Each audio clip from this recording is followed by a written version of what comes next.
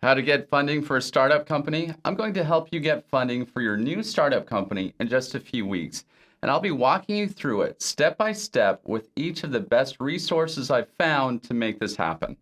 And I'll also be sharing some of the pros and cons of the different options I'll be giving you. I enjoy making videos like these because I tend to get a lot of real entrepreneurs that end up watching. And that's exactly what I am. So we share a lot of similar struggles and victories when it comes to starting a business. I always tell people the biggest benefit of starting your business is there's no cap to how much money you can make.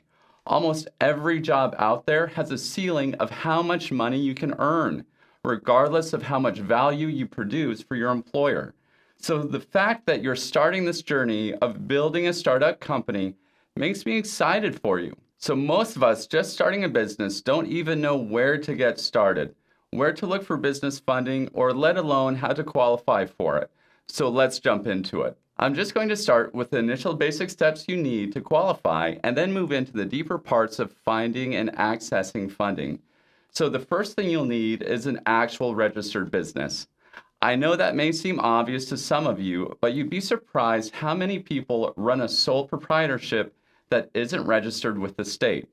Now, to register a business with the state, you can usually do it online at the state website within 15 to 30 minutes. And then a few weeks later, you'll receive articles of incorporation in the mail. I personally register most of my new companies as limited liability companies, or LLCs for short. Circumstances are obviously different for every company, but most people creating a startup will probably find LLCs being the most convenient business structure. Other things that you'll want to do in tandem with this is setting up a business address, email, phone number, and you'll probably also want a website. Now, once you have those basics set up, you should then get what's called an employer identification number, or EIN, for your company. The EIN essentially gives your company its own identity. This is all super important to have in place because when your company is being evaluated for a loan, the lender will be looking at all of this. They want to see that you at least have the basics in place before they even think of offering you money. And I'll tell you, if you do get all that done, you'll be way ahead of the vast majority of new businesses out there. And honestly, most people fail at even completing these first few steps. And that's one of the biggest reasons why people think getting funding is harder than it actually needs to be. The next thing is smashing that like button. If you hit that like button, I promise to include a few master tips at the end of the video that will help you get the funding for your small business. Hitting that like button is free, just like this video is free, and I'll definitely make it worth your while. Okay, now that you actually have your business properly set up to where it has its own legal identity, you need to start building business credit. One of the big mistakes people make is even after they have the proper structure, they continue to use personal credit cards and bank accounts. And that just doesn't fly if you're wanting to eventually get funding for a startup company. So next thing on the list is to open a business bank account and make sure it's used for all your business-related activities. And also to get a business credit card and do the same thing. Right now, you're probably wondering how you can get a business credit card when you don't have any credit history for your business. Well, with a lot of small business credit cards, you will give a personal guarantee, meaning if the business can't pay off the debt on the card, then you'll be personally liable to make those payments. So the lender will essentially be looking more into your personal credit history than the company's when giving you one of these cards. And I don't want that to scare you. That credit card is really just to build up your business credit early on so you can get more significant funding for your startup. I need to say to you that getting that bank account and business credit card early on is so much more important than just building the credit. I know people who've made the mistake of using personal credit cards early on in some of their businesses, and because of that, it becomes such a pain to change over subscriptions or even just do simple accounting. So just push yourself to get these things done. I promise it will make your life easier. The other thing you want to do is get your business registered with Dun & Bradstreet. If you haven't heard of that company before, they are the largest credit bureau for businesses. Just like with personal credit, there are 3 credit bureaus for businesses, but Dun & Bradstreet is by far the most commonly used when lenders are trying to decide on giving you credit. So you want to go to their website, register, and build a profile for your business. And with that, you'll receive what's called a DUNS number, which is essentially a 9-digit number that's used to identify your business. I can't tell you how critical this step is. Getting this number early on with Dun & Bradstreet can dramatically increase your chances of getting significant amounts of money in funding for your startup company.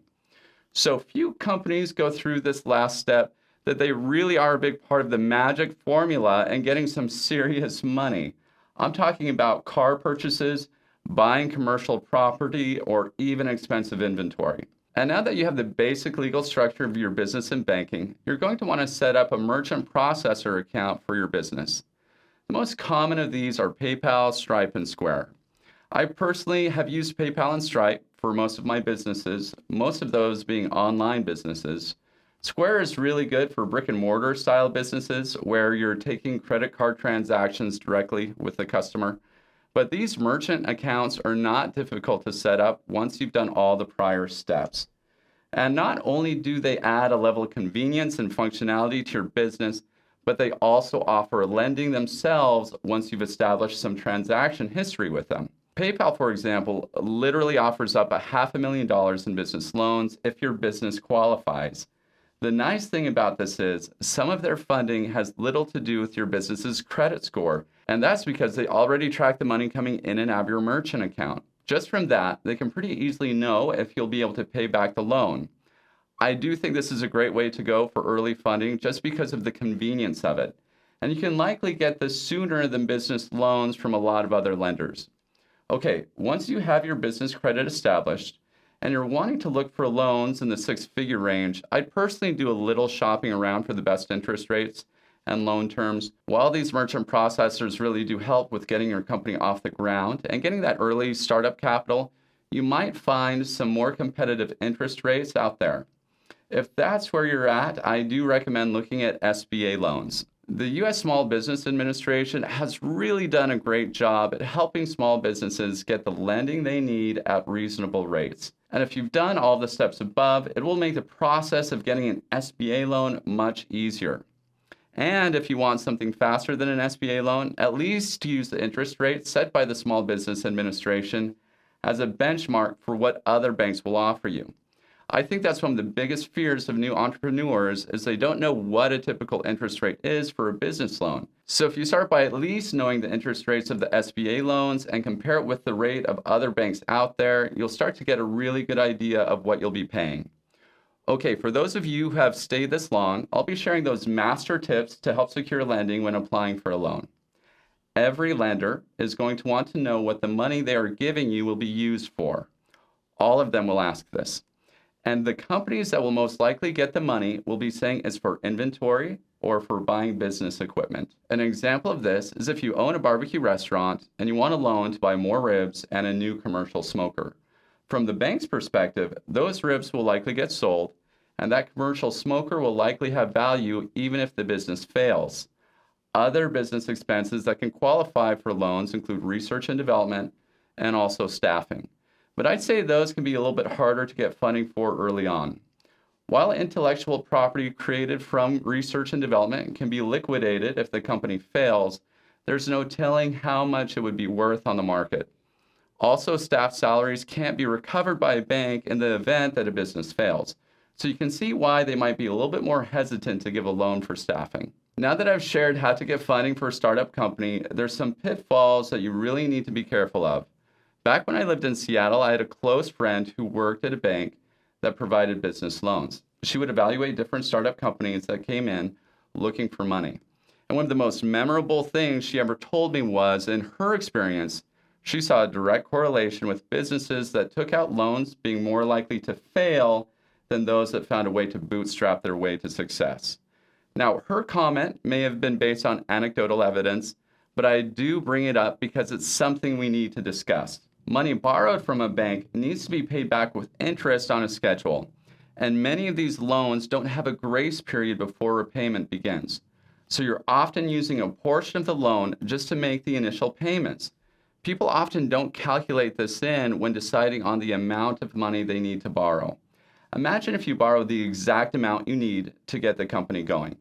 and you realize you're short on cash because you don't have the money to make your first loan payment and still pay for your new inventory.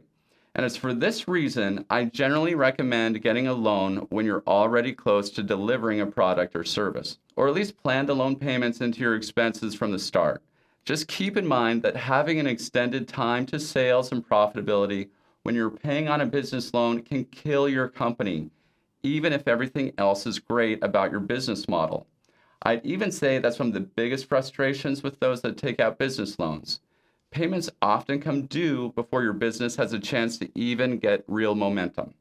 Now, don't get me wrong, I'm all about getting funding and making sure your company has access to necessary cash, but it takes a higher level of financial planning and accurate accounting to be successful if you're going to take out a business loan for a startup company. Remember to smash that like button. Hitting that like button is free, and I've really tried to deliver some great free content in this video. If you haven't yet, become an OG and click subscribe, and you guys have a great day.